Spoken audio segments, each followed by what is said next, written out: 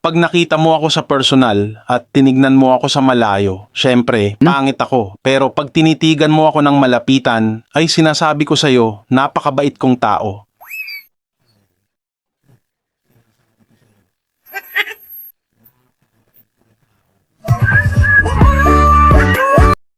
Anong sakit ang pwede mong makuha kapag kinagat ka ng lamok? Rabies!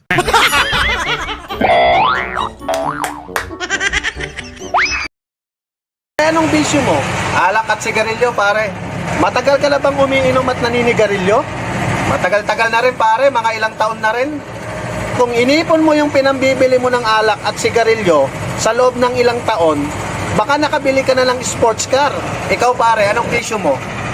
Wala akong bisyo, pare. O, nasan sports car mo?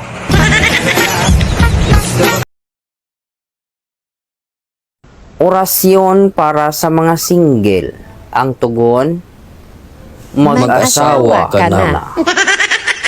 Oh, mga single at walang jowa, may balak ka pa ba na mag-asawa? Edad mo ay tumataas na, huwag kang masyadong choosy para hindi ka tatandang dalaga. Tugon, mag-asawa ka na.